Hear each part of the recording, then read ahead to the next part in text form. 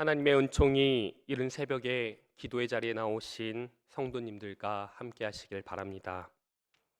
오늘 저는 여러분과 함께 항상 기도하고 낙심하지 말아야 할 이유란 제목으로 말씀을 나누겠습니다. 제가 넷플릭스에서 경성 크리처라는 한국 드라마를 본 적이 있는데요. 이 드라마의 역사적 배경은 일제강점기, 우리나라가 일본의 지배를 받고 있던 시대입니다. 이 드라마에서 저에게 인상적인 장면이 하나가 있었습니다. 전당포를 운영하면서 당시 돈을 많이 벌었던 장태상이라는 인물이 독립운동을 하는 윤채욱에게 이렇게 묻습니다. 왜 당신은 일본에 저항을 합니까? 우리나라는 이미 그들의 지배 아래 있고 절대 이길 수 없다는 걸 알면서도 말입니다. 결국 죽게 될 텐데요. 그에 대한 윤채옥의 대답은 이렇습니다. 우리가 이기지 못하더라도 적에게 우리는 끝까지 싸운다는 것을 보여줘야 합니다. 그녀의 말을 통해 저는 깊은 감동을 받았는데요. 가장 어두운 시대 속에서도 억압에 맞서 싸우는 이들의 꺾이지 않는 용기와 독립을 향한 희망이 마음 깊이 와닿았기 때문입니다. 희망은 과거에 일어난 일을 아는 것에서 오지 않습니다. 희망은 오히려 어둠을 전제로 하죠. 희망과 믿음은 우리가 계속해서 굳건히 서서 행동하게 만드는 원동력입니다. 바로 우리가 바라보는 그날이 올 때까지 말입니다. 이것이 바로 히브리서 11장 1절에서 사도 바울이 고백한 말입니다. 믿음은 바라보는 것들의 실상이요 보이지 않는 것들의 증거니. 여기서 실상이란 무엇을 의미할까요? 이 단어는 견고한 기반이나 확고한 현실을 의미합니다. 믿음은 단순히 그냥 가만히 있어서 하나님을 신뢰하고 의지하는 것만을 의미하지 않습니다. 믿음은 그 이상을 넘어섭니다. 믿음은 능동적인 희망입니다. 그것은 우리 눈앞에서 실현되어 가는 현실이며 단지 마음속에 품는 개념이 아니라 지금 이 순간도 우리가 조금씩 실천하고 있는 삶의 태도와 맞닿아 있습니다. 그래서일까요? 희망의 신학자라고 불리는 위르겐 몰트만은 희망을 이렇게 정의합니다. 희망은 하나님께서 미래에 이루실 약속에 근거하며 그 약속을 현재에서 치유와 정의의 행동으로 증언하도록 우리를 부른다. 즉 희망은 단지 미래를 바라보는 것에 그치는 것이 아니라 현재를 변화시키는 능동적인 힘이라는 것이죠. 희망은 우리의 삶과 이 세상을 새롭게 하시는 하나님의 약속 위에 세워져 있습니다. 희망은 우리가 단지 원하는 것이 이루어지기만을 수동적으로 기다리는 것이 아닙니다. 그 희망은 우리의 현실을 변화시키기 위해 우리가 끊임없이 능동적으로 행동하도록 만드는 것이죠. 오늘 본문에서 예수님은 불의한 재판관과 과부의 비유를 통해 항상 기도하고 낙심하지 말아야 할 이유에 대해 제자들에게 비유로 가르치십니다. 본문 속에 등장하는 재판관은 하나님을 두려워하지도 않고 사람을 무시하는 자였습니다. 그는 아마도 무례하고 교만하며 오만한 사람이었을 것입니다. 그가 그러한 태도를 가질 수 있었던 것은 아마도 자신이 가지고 있었던 특권적인 지위 때문이었을 것입니다.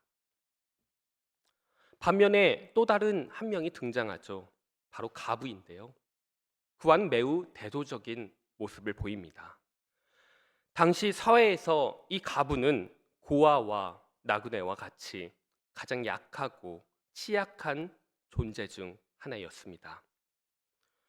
그들은 보호받기 어려운 위치에 있었고 종종 사회의 가장자리로 밀려나 있었습니다.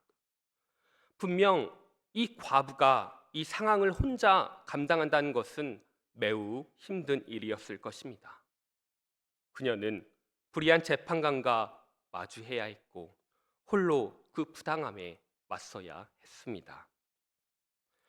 당시 과부와 고아를 잘 돕는 것이 구약이나 신약에서 참다운 신앙인데 그녀의 상황을 더욱 절망적으로 만든 것은 그녀를 도와야 할 이 재판관이 하나님도 두려워하지 않는 자였다는 사실입니다.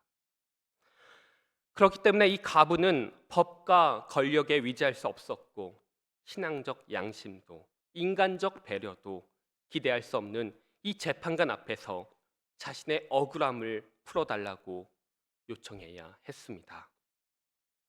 이보다 더 그녀가 절망적인 상황이 있었을까요?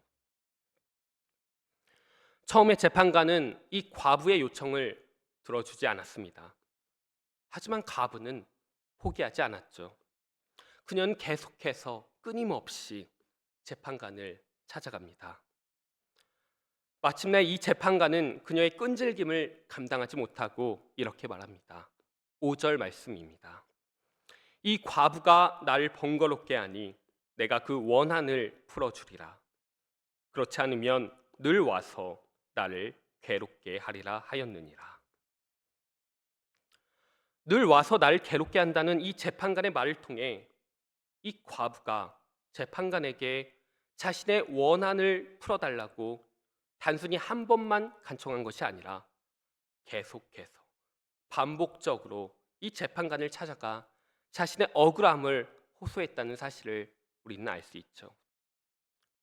그녀는 원수에 대한 자신의 원한을 풀어달라고 여러 번 재판관을 찾아가서 간청한 것입니다. 재판관에게 끈질기게 호소하던 이 가부는 마침내 희망의 빛을 발견합니다. 재판관이 마지못해 과부의 청을 들어줍니다. 오늘 본문은 예수님께서 이 과부의 비유를 통해 낙심하지 말고 항상 기도하는 것이 얼마나 중요한지 우리에게 말씀해 주고 있습니다. 그리고 그 기도에 포기하지 않고 끈질기게 우리가 매달리는 자세가 얼마나 중요한지를 우리에게 일깨워 줍니다. 예수님은 말씀하십니다. 하나님께서 그 밤낮 부르짖는 택하신 자들의 원한을 풀어주지 아니하시겠느냐? 그들에게 오래 참으시겠느냐? 내가 너희에게 이르노니 속히 그 원한을 풀어주시리라. 하나님은 우리의 좌절과 절망 중에서도 낙심하지 않고 희망을 포기하는 자들의 기도와 부르짖음을 들으십니다. 우리에겐 하나님의 공의가 반드시 이루어질 것이라는 믿음, 나의 기도에 응답하실 것이라는 확실한 믿음, 그리고 희망을 결코 버리지 않는 이 믿음이 필요합니다. 소설 대지로 노벨 문학상을 수상한 펄벅은 이렇게 말했습니다. 희망 없이 빵을 먹는 것은 천천히 굶어 죽는 것과 같다. 우리가 하나님께 항상 기도할 때 우리는 마음엔 반드시 이 희망을 붙잡고 있어야 합니다.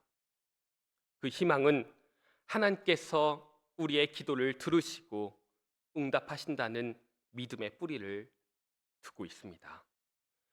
이 과부의 끈질긴 요청이 응답된 것처럼 우리가 낙심하지 않고 기도할 때, 그리고 그 기도에 맞춰 믿음으로 행동해 나갈 때 하나님은 결코 우리의 간구와 우리의 기도를 외면하지 않으십니다. 그 기도는 하나님의 시간 안에서 하나님의 뜻대로 응답하십니다. 중요한 것은 우리가 포기하지 않는 것입니다. 그리고 끝까지 하나님을 신뢰하고 하나님께 나아가는 것입니다. 성도 여러분, 오늘 이 말씀을 통해 하나님께서 반드시 우리의 기도에 응답하신다는 믿음과 희망으로 살아가시길 바랍니다. 어떤 어려움이나 절망 속에서도 하나님의 공의가 이루어지도록 함께 기도하며 함께 그 뜻을 이루는 삶을 살아가는 여러분과 저가 되기를 바랍니다. 기도하시겠습니다. 자비로운 하나님, 낙심하지 말고 항상 기도하라고 하신 주님의 말씀을 마음에 새깁니다.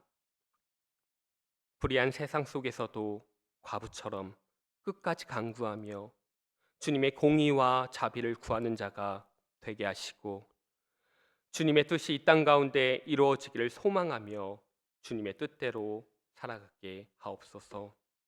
주님, 주의 때에 응답하시고 주의 뜻대로 인도하실 줄 믿사오니 저희로 하여금 결코 기도의 끈을 놓지 않게 하시며 끝까지 믿음 안에서 거하게 하여 주옵소서.